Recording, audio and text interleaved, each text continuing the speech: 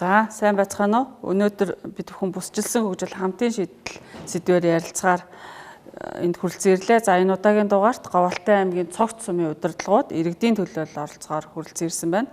За хүрэлцэн ирсэн зочдоо та бүхэн танилцуулъя. За цогц сумын иргэдийн төлөөлөгчдийн хурлын дарга Инх сайхан, цогц сумын засаг дарга Лхавг Сүрэн, за бизнес эрхлэгчдийг төлөөлж Эрхэн Баяр, за залуучуудын төлөөлөл Бат Зориг, за хошооны төлөөлөл Буман Дэлгэр нар оролцож байна. За хилцүүлэг нэвтрүүлгийнхаа эхэнд сумын засаг дарга Лхавг Сүрэн таныг үзэгчдтэй энэ цогц сумын тухай, цогц сумын онцлогийн талаар товч танилцуулна уу хэмээн урьж байна. За та бүхэнд энэ өдрийн мэндийг хүргье. За манай цогц сумын тухайд 999 өрхтэй 3316 хүн амтай нийт нутаг дэвсгэрийн хэмжээ бол сая 661,804 га талбайтай. За мал сүргийн тухайд бол 205,700 мал сүрэг одоогоор тоологдсон байгаа.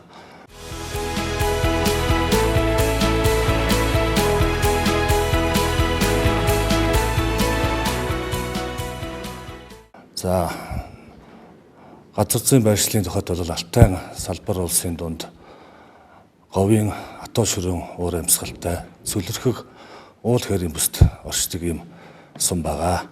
За баярлалаа. За бүсчилсэн хөгжил хамтын шийдэл сэдвээр бид хүн одоо яриа өрнүүлнэ. Тэгэхээр эхний асуултыг би иргэдийн төлөөлөгчдийн хурлын дарга Инх сайхан танаас асууя. За ер нь бол Монгол улс 2025 оноос эхлээд энэ бүсчилсэн хөгжлийн бодлогын хүрээнд бүсийн одоо ялгаатай энэ татврын бодлогыг хэрэгжүүлж эхэлсэн шүү дээ. Тэгэхээр зэрэг энэ ялгаатай энэ татврын бодлого хэрэгжүүлэх нь ер нь өнөө цагт хэр нийтдээ танаа сум шиг энэ алслагдсан сумд татврын ялгаатай бодлого хэрэгжүүлж байгаа нь хэр өгнө гэж та үзэж байна? За сайн байцгаараа та бүхэнд энэ өдрийн мэндийг хүргье. За Монгол улсад бүсчилсэн хөгжлийн бодлого хэрэгжүүлсэнтэй холбогдуулаад татврын ялгаатай бодлого хэрэгжүүлэх иргэн дээлтэй татврын бодлого хэрэгжүүлэх нь маш зүйтэй гэж үзэж байна.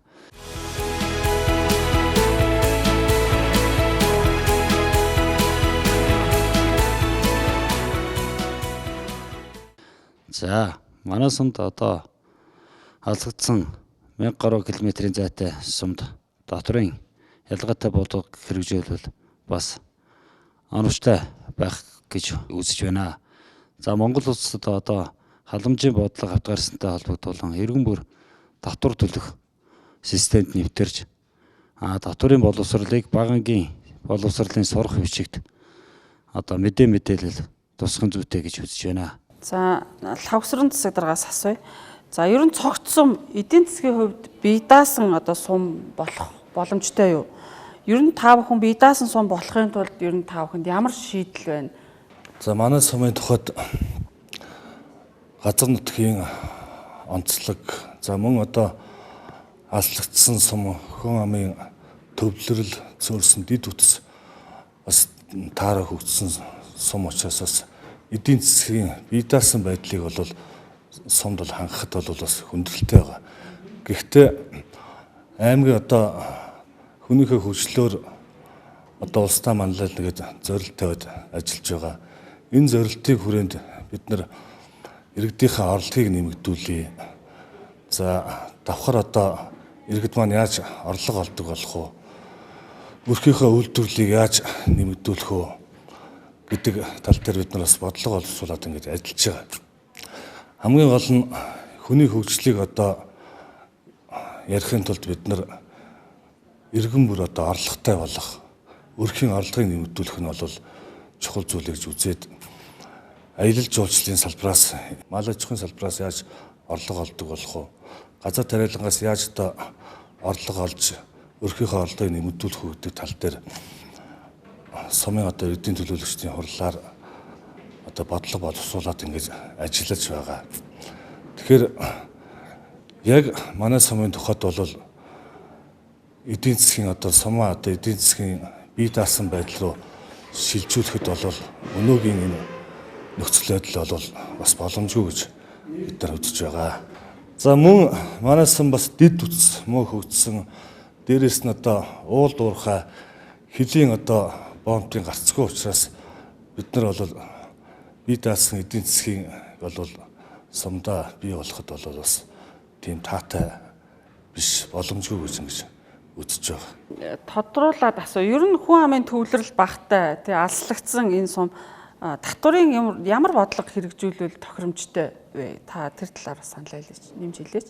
За мэдээж өсчсөн хөгжлөөр одоо татврын ялгаатай бодлого байх нь бол зөв.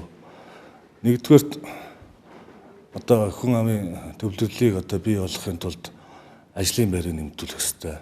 Хоёрдугаарт төрийн албан хаагчид одоо Улаанбаатарт төв суурьнд ажиллаж байгаа төрийн албан хаагчтай ижил хэмжээний цалин авдаг.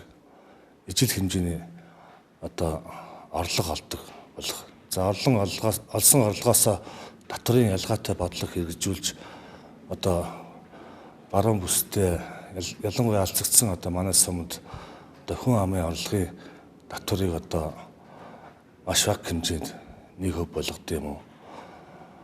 За жишээ олгоо ярихад одоо тээврийн хэрэгсэл Улаанбаатарт бол одоо маш их байдаг. Тээврийн хэрэгслийн бас ялгаатай татврын бодлогыг бол орон нутагт хэрэгжүүлэх юм бол бас зөв юм болов гэж ингэж харж байгаа. За тэгэлгүй яг мэдээж одоо иргэд маань аятаа тухтай нөхцөлд амьдарч ээж, орлого их олж ээж, тэгээд татврын одоо аятаа юм нөхцөл байж ээж хүмүүс маань одоо энэ алслагдсан сум орон нутагт одоо ажиллаж амьдрахаар одоо сонирхох нь ойлгомжтой тийм ээ. За тэгэхээр зэрэг Эрхэн баяр оролцогчоос бас нэг зүйлийг тодруулж асуумаар байна. Ер нь орон нутагт энэ бизнес эрхлэгчдэд ямар асуудлууд тулгамдж байна? Тэгэхээр энэ бизнесийн ийм таатай орчныг бий болгох одоо ямар одоо саналууд байна? Та тэр талаар бидэнтэй санал авалцаач. За та бүхэндээ энэ өдрийн мэнд хүргье. За бид бүхэн одоо эдийн засгийн төвлөрлөөс нийслэлтоос 1000 гаруй километрийн аслагдсан ийм сумд амьдардаг. За бизнес эрхлэгчдэд бол тулгамдсан мэдээж олон асуудлууд байгаа.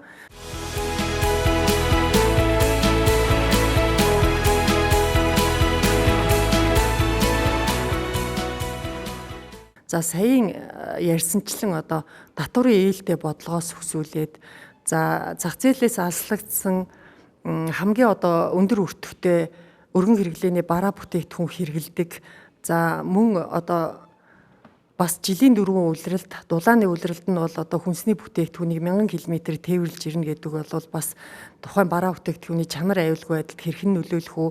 За өвлийн хүүтэн сэрүүнд бол одоо бараг хүлдэж гисэд ингээд ирдэг ийм орчин нөхцөлд одоо амьдарч байгаа хүнсний бүтээгдэхүүн хэрэглэж байгаа хүмүүсийн эрүүл мэнд, хүнсний аюулгүй байдлын асуудал ямар байх нь ойлгомжтой. За нөгөө талаар бизнес эрхлэхэд бол одоо 1000 км-ээс өндөр үнэтэй бараа бүтээгдэхүүнийг одоо татаж эргээд бас одоо ашгаа шингээгээд бизнесийн үйл ажиллагаа эрхлэх бас энэ бол тулгамдсан асуудал байдаг. Нөгөө талаар татврын ялгаатай бодлого энэ бизнес эрхлэгчдэд хамгийн тулгамдсан асуудал бол одоо гарааны бизнесийг төрөөс дэмжих эхний одоо жишээлбэл 5 жилийн хугацаанд ч гэдэм үү 3 жилийн хугацаанд ч гэдэм үү бас татврын бодлогоор чөлөөлөх за мөн төрийн албан хаагчтай адилхан энэ хувийн хвшилд ажиллаж байгаа бизнес эрхлэгчдийг татврын бодлогоор дэмжих жишээлх юм бол татврын буцаа олголтыг одоо төрийн албан хаагчид бид бүхэн бол бас эдэлдэг, хуулийн дагуу эдэлдэг. За хувийн хвшилд ажиллаж байгаа одоо бизнес эрхлэгчид бидний тухайд бол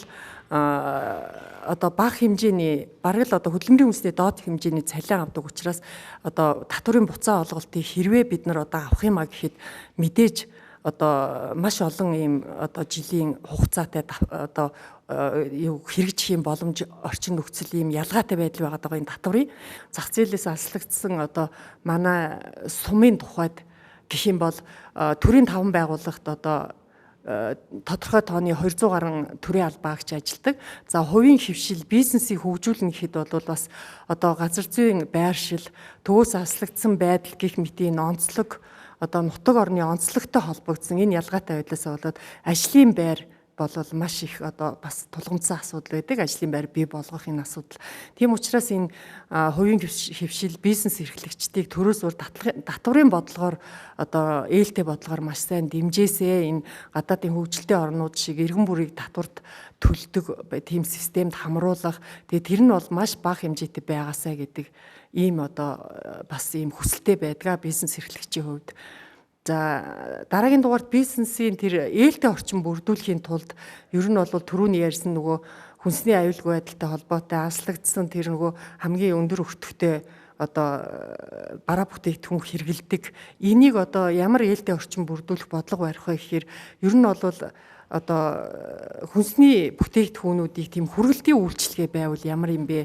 Одоо аймагаас барьж байгаа бас бодлого байгаа. Аймагтаа бас номгийн салбарыг оруулж ирэх одоо хүнсний энэ өргөн хэрэглээний бараа бүтээгдэхүүний өрн чанартай холбоотой юм бодлого барьж ажиллаж байгаа. Энэ бодлогыг бол бас одоо бүсийн хэмжээнд манай Говьтай аймаг бол урд тоот бүсээр ч юм уу бүсчилсэн байдлаар ингээд бас тийм хүргэлтийн арга хэмжээ одоо бараа бүтээгдэхүүний хүнсний бүтээгдэхүүний чанар аюулгүй байдал дээр анхаарсан юм арга хэмжээ хэрэгжүүлвэл ямар юм болоо гэсэн юм бас бодол байгаа.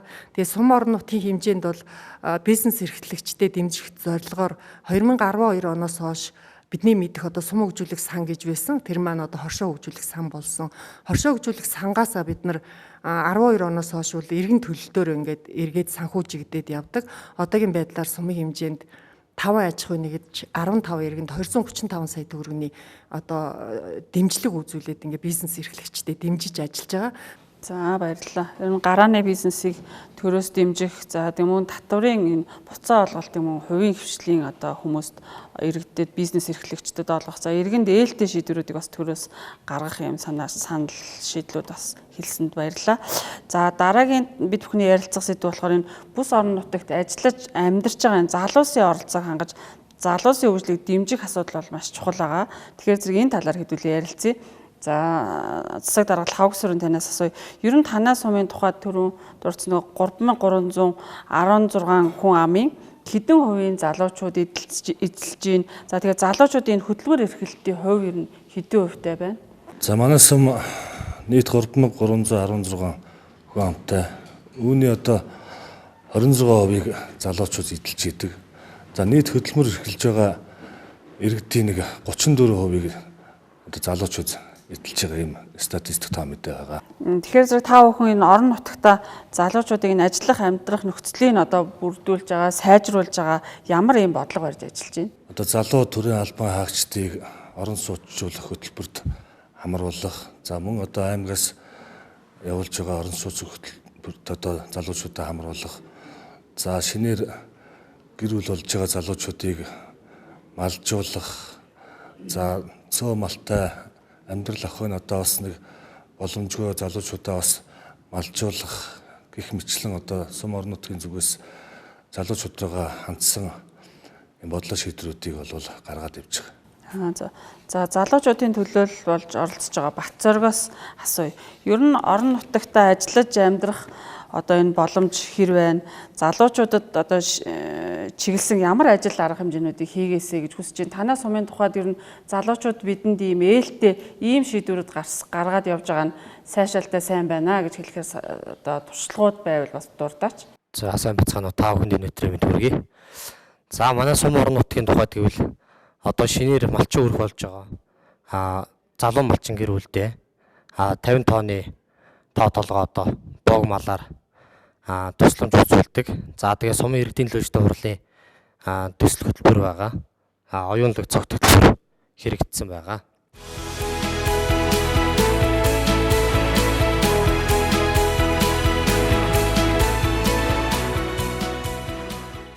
За тэгээ энэ хөтөлбөрийн хүрээнд болохоор зэрэг сум орон нутагт тэрэлт хэрэгцээтэй нарийн мэргэжлэр суралцж байгаа оюутнуудад тусламж нөгөө сургалтын төлбөрийн тусламж үзүүлдэг. Залуучууд бид бүхэн ирээд одоо суурьж амьдрах сул тал нь гэвэл одоо зах зээлээс маш хол байна.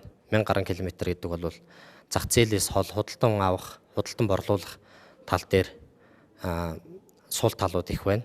За бараа бүтээгдэхүүн авахдаа өндөр үнээр авч ийн.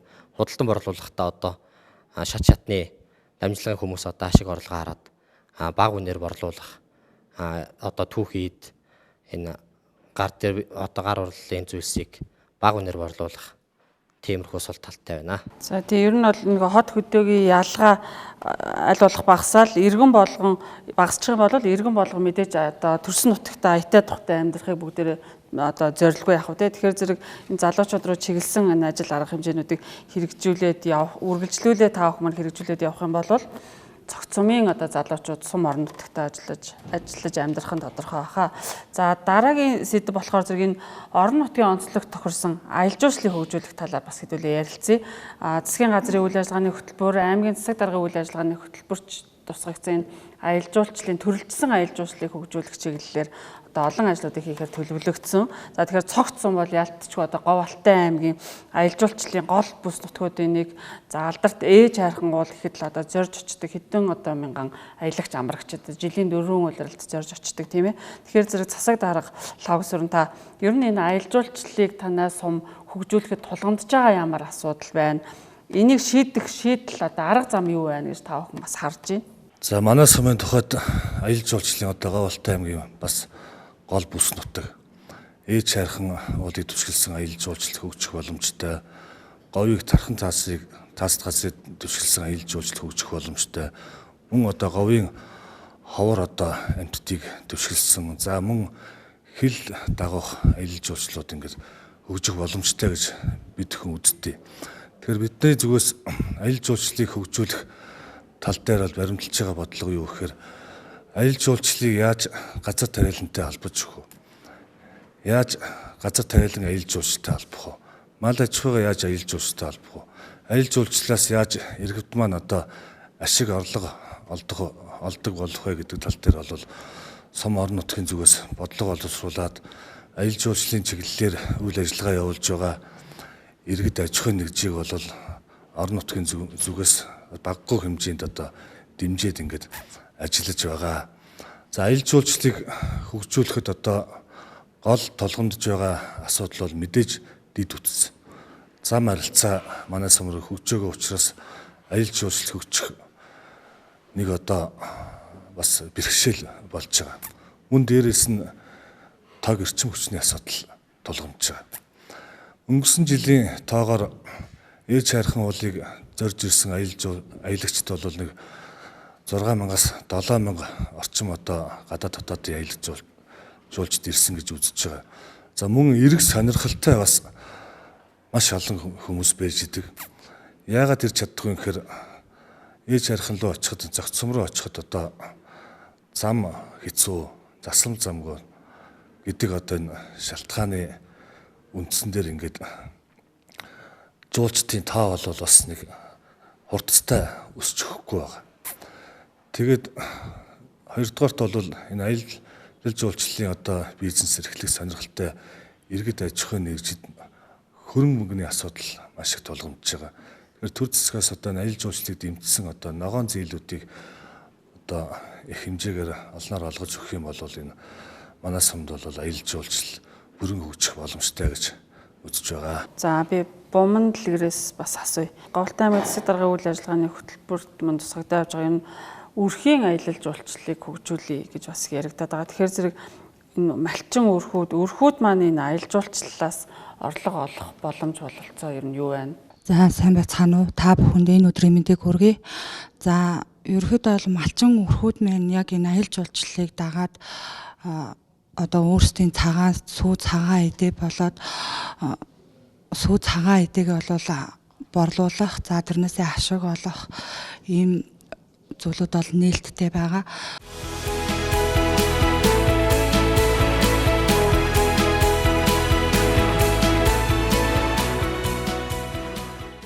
За мөн дээрээс нь яг энэ аялал жуулчлалыг дагаад одоо тухайн хоршоонууд маань бол ингэний ферм байгуулах, за түүгээр одоо айраг цагаан ингэний хоромгоор иргэдэд бол үйлчлэх зэргээр бол ашиг бол хүртэж байгаа. За мөн эсхийн урлал, гар урлал зэрэг зүйлүүдээ хийгээд одоо аялагч жуулчлагч нарт бол санал болгож бол өрхийн үйлдвэрлэлээ бол нэмдэг байгаа. Илүү одоо хөгжүүлээд дэмжиж явах юм бол иргэд маань эндээс аялал жуулчлалаас орлого олох бүрэн боломж байна гэж үзэж шít. Сүүлийн жилүүдэд энэ дэлхийн дулаарал, за тэгээд уур амьсгалын өөрчлөлт, хүний одоо буруутай үйл ажиллагаанаас шалтгаалаад энэ байгалийн гамшигт үзэгдлийн тоо одоо жил ирэх тутамд ингээд нэмэгдээд байгаа тийм ээ. Тэгэхээр зэрэг ер нь танаа сумын хэмжээнд энэ байгалийн одоо аюулт үзэгдлийн тоо ер нь хэр нэмэгдэж байна. За тэгээд энэ одоо осол аюулт үзэгдэл одоо ослоос урьдчилан сэргийлэх чиглэлээр та бүхэн ямар ажил арга хэмжээ бас авч хэрэгжүүлж байна энэ талаар. Байгаль цаг уур бол хүний амьдрал шууд нөлөөлдөг нь бол одоо сүүлийн жилүүдэд бол илт байгаа. Илэрхий байгаа. Малчтын амьдрал, за дээрээс нь төрийн албан хаагчид, хуваарай бизнес эрхлэгч хүмүүсийн амьдралд бол энэ байгаль цаг уурын энэ өөрчлөлт бол их нөлөөлж байгаа. Өнөөдөр ган гачиг болоод хор бороо баг ороод гам болох юм бол мал малчин хоёр хэцүүддэг. Үүнийгээ дагаад бидний амьдралд хүртэл шууд ингээд нөлөөлж идэг. Сүүлийн жилүүдэд бол одоо манай сумын тухайд ер нь жил ирэх тусам хор тундас их ордог, цас их ордог, байгалийн хүчтэй одоо гамшигт үзэгдлүүд жил ирэх тусам одоо үзэгдэг боллоо. Хүчтэй салхи, шорон шуурга, засан шуургууд бий болдог боллоо. Үүний улмаас одоо ард иргэдэд, малчдад бас их хэмжээний хохирлууд одоо гардаг боллоо.